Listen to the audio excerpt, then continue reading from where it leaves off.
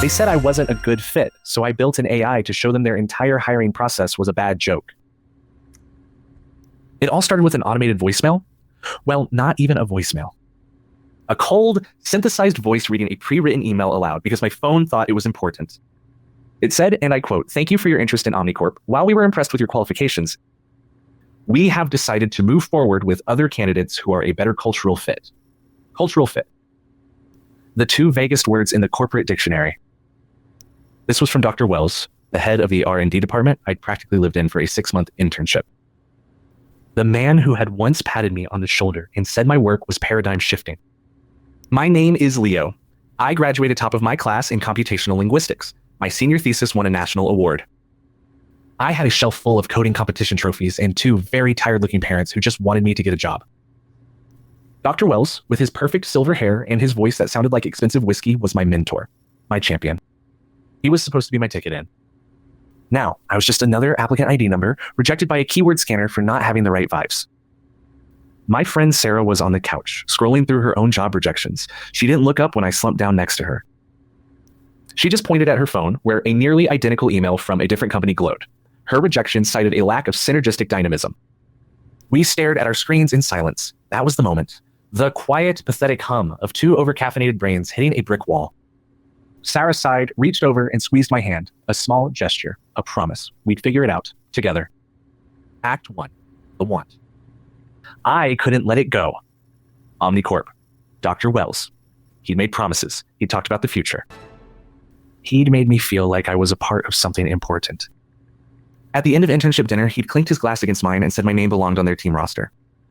He had this way of making you feel seen, of making his praise feel like currency. I found him on LinkedIn. His profile picture was him, smiling on a sailboat. His headline read, "Innovating the future, one hire at a time." The hypocrisy felt like a physical slap. I typed out a message, a polite professional inquiry asking for feedback. What could I do better? I wrote. How could I be a better fit? Then I deleted it. What was the point? He wouldn't see it. An assistant would, or maybe an HR bot. The real Dr. Wells was on his sailboat, innovating. My apartment was a graveyard of half-empty energy drink cans and takeout containers. The rejection emails kept coming. They were all the same. Exceptional candidate pool. Highly competitive. Not the right fit. It felt like I was shouting into a void. I had all the qualifications, all the skills they supposedly wanted, but my resume couldn't pass the algorithmic gatekeepers. That's when the idea sparked. A stupid, petty, beautiful idea. What if I wasn't the one being interviewed? What if I could interview them? What if I could build something that held a mirror up to their empty corporate jargon and showed them how ridiculous it all was? I sketched it out on a napkin, an AI, not to apply for jobs, to analyze them, to score them, to call them out on their vague requirements and impossible expectations. I called it Veritas, Latin for truth. Act 2, the fight. Sarah thought I was losing my mind. She'd found a respectable, if boring, job doing data entry. She told me to just move on, to play the game, but I couldn't. Veritas became my obsession. I spent weeks coding, fueled by lukewarm coffee and spite. I fed it hundreds of job descriptions from companies like Omnicorp. The AI learned to spot the nonsense. Must be a self-starter rockstar ninja. Veritas would flag that. Seeking a dynamic go-getter with a passion for synergy. Flagged. Requires 5 years of experience in a software that's only existed for 2 years. Flagged. With a little sarcastic comment I programmed in myself. Then I built the core function, the interview. Veritas would send an automated query to the company's hiring portal, posing as a recruitment consultant. It would ask for clarification. Could you please define cultural fit in measurable terms? What specific metrics do you use to evaluate synergistic dynamism? What is the salary range for this role? The last one was key. So many companies refused to list it. Veritas was relentless. For a month, nothing happened. My inbox was silent except for the usual spam. I was running out of money. Sarah started leaving groceries at my door. She never said anything, but the bags of pasta and canned soup were their own kind of message. Please give up, they screamed. Please just get a real job. Then I got a hit. A low-level HR coordinator from some mid-sized tech firm actually responded to Veritas's query. He was confused. He tried to answer the questions, but his replies were just more corporate word salad. Veritas, following its programming, sent a polite follow-up. Thank you. Your response has been evaluated as 87% vague. This does not meet our client's transparency threshold. We wish you luck in your search. I posted the exchange on a coding forum, anonymously. It was just a joke, a way to vent. I went to bed. I woke up to my phone buzzing like a trapped hornet. The post had blown up. It was on Reddit, Twitter, tech blogs. Everyone was sharing it. Programmers, designers, writers, everyone who had ever been rejected by a meaningless email felt seen.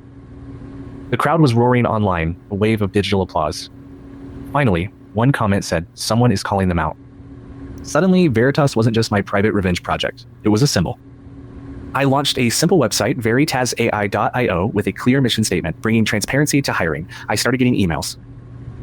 Not from HR coordinators, but from managers, directors, VPs. They didn't see the satire. They saw a tool, a solution. They saw a way to optimize their recruitment funnel and enhance candidate experience. They saw a way to look good. And then the email I had been waiting for, the one I'd been dreaming of. Subject, Veritas AI Partnership Inquiry. Sender, Dr. Robert Wells, head of R&D, Omnicorp. My hands were shaking. He didn't know it was me. Of course he didn't.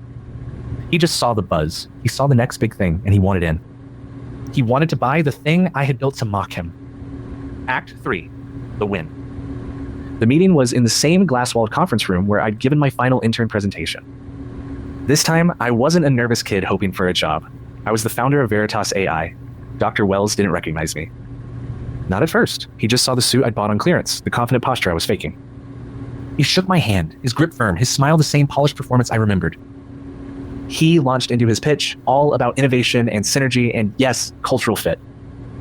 He said Omnicorp wanted to be a leader in transparent hiring, and my Our tool was the key. I let him talk. I just nodded, letting the silence hang in the air when he finished. He started to look uncomfortable. He wasn't used to silence. He was used to interns and subordinates filling it with nervous agreement. Finally, I spoke. I told him Veritas wasn't just a tool. It was a philosophy, and that philosophy was born from experience. His smile tightened.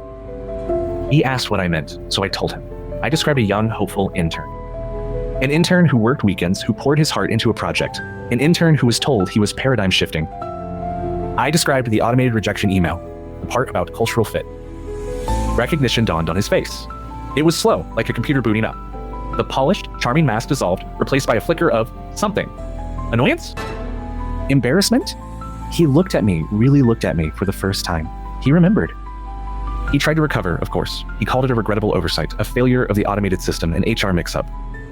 But the damage was done. The power in the room had shifted completely. I had him. I named my price. It was an outrageous number. Enough to fund Veritas for a decade, enough to hire a real team, enough to never worry about rent again. And there was a condition. A public statement from Omnicorp, co-signed by him, admitting their old hiring process was flawed and committing to the Veritas standard of transparency. Which included, of course, publishing salary ranges on all job posts.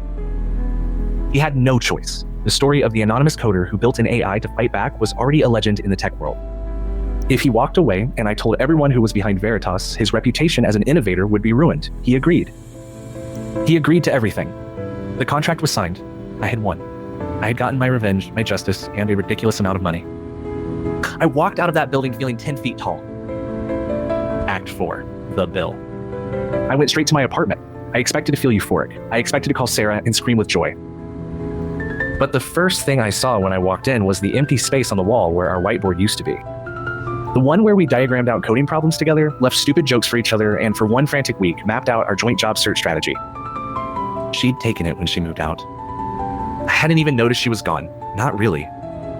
I'd been so consumed by Veritas, so focused on the fight, that I hadn't seen how far apart we drifted. Our texts had become shorter. Our calls, less frequent. She'd tried. She'd invited me out for dinner, for movies. I was always too busy.